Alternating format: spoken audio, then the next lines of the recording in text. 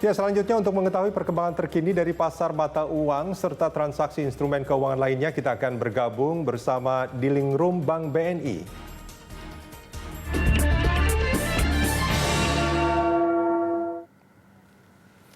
Ya, kita telah terhubung dengan Treasury Research Analyst BNI Pugo Andik. Selamat pagi, Mas Pugo. Ya, selamat pagi Mas Rudi. Terima kasih sudah bersama kami di pagi hari ini. Kalau kita melihat rupiah minggu lalu, ini hanya di hari Jumat nampaknya dia menguat ya. Nah, ini akan seperti apa hari ini? Ya, kalau kita lihat memang pekan lalu pergerakan rupiah kurang lebih sama ya, sesuai prediksi kita ya di awal pekan, di mana di opening bell juga yang minggu lalu kita prediksi di awal pekan memang rupiah akan menguat gitu ya, karena memang sentimen 2 pekan lalu ini cenderung positif, data dalam negeri positif, BI menahan suku bunga juga positif untuk pergerakan rupiah. Namun memang di tengah pekan di Rabu dan Kamis gitu ya, seperti yang dibilang juga akan ada Fed annual policy meeting atau Jackson Hole meeting gitu ya, sehingga di Rabu Kamis memang kecenderungannya rupiah tertekan. Namun di akhir pekan kembali menguat seperti yang kita prediksikan gitu ya. Dan mungkin pagi ini memang dibuka juga kembali menguat cukup signifikan rupiah, di mana pembukaan tadi di kurs tengahnya di levelnya 14.505 ya. Karena memang USD mengalami pelemahan, di mana cenderung dovisnya pernyataan dari Powell di Fed policy meeting pekan lalu, ditambah juga stimulus yang juga belum ada kejelasan di Amerika Serikat gitu ya, membawa USD di akhir pekan lalu ditutup di level terendahnya selama 2 tahun terakhir gitu ya, USD index untuk kali ini. Dan di sisi lain juga koron dalam negeri juga cenderung mulai menurun ya, setelah di pekan lalu juga cenderung mengkhawatirkan, dengan bahkan di Sabtu sempat mencatatkan rekor terburuknya ya, dengan tambahan 3.308 gitu ya. Dan mungkin penguatan rupiah juga dibandingkan dengan pembukaan tadi, kecenderungannya di perdagangan ini akan sedikit mengalami tekanan ya, karena memang kondisi Amerika Serikat dan China kembali memanas setelah China menekankan kembali bahwa mereka tidak akan mengekspor kecerdasan buatan atau artificial intelligence seperti sempat disinggung Amerika Serikat dalam hal masalah TikTok gitu ya.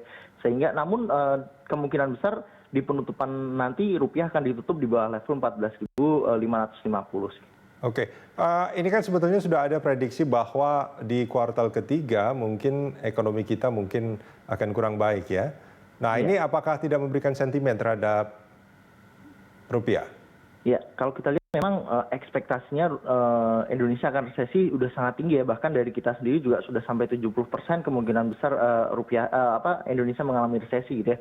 Namun kalau kita lihat memang rilis data terakhir gitu ya, membuktikan bahwa mungkin resesi dalam negeri ini tidak separah yang diekspektasikan sebelumnya gitu ya, dan mungkin di kuartal 4 nanti ada potensi untuk kembali rebound. Memang akan menjadi sentimen negatif, namun hal ini sebenarnya sudah price in di level ini sudah dari sejak bulan lalu gitu ya, karena memang ekspektasi pasarnya Indonesia akan menuju ke resesi seperti itu. Ini kalau melihat bahwa ada prediksi di kuartal ketiga mungkin akan masuk ke resesi, tapi di kuartal 4 kemungkinan besar akan positif. Ini kira-kira sampai akhir tahun rupiah akan berada di level berapa, Mas Pugu? Ya, mungkin kalau kita lihat memang untuk di akhir tahun nanti ya, kalau kita lihat memang pertumbuhan ekonomi kita masih berpotensi positif gitu ya, selama 1 tahun penuh gitu ya.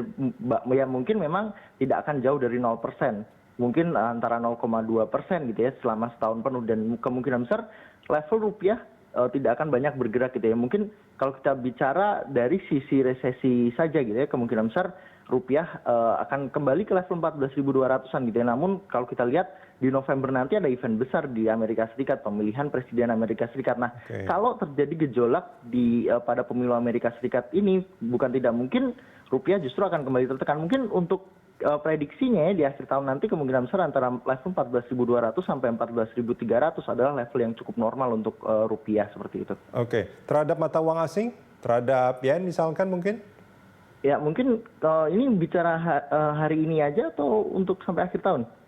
Sampai untuk hari ini aja. Oh ya, untuk hari ini aja kalau kita lihat memang rupiah berpotensi kembali menjadi raja Asia hari ini ya, karena memang penguatannya sudah tadi dibuka juga lebih dari 100 poin gitu ya dibandingkan dengan Jumat lalu. Namun kalau kita bandingkan dengan mata uang China gitu ya, renminbi, baik yang onshore maupun offshore, ini kecenderungannya memang penguatan rupiah tidak sekuat terhadap US dollar gitu ya, karena memang rilis data dari China sendiri, di mana PMI manufacturing mereka memang penurunan ya. Namun di sisi lain non manufacturing PMI mereka justru naik dengan cukup signifikan gitu ya di luar ekspektasi gitu ya. Sehingga kemungkinan besar terhadap Chinese renminbi rupiah masih akan menguat namun akan cenderung terbatas. Penguatan rupiah kalau dibandingkan dengan Japanese yen gitu ya, memang kecenderungannya Japanese yen cenderung melemah ya setelah adanya mundurnya Shinzo Abe gitu ya. Ya. Dan ini kemungkinan besar rupiah akan sangat menguat terhadap Japanese yen seperti itu.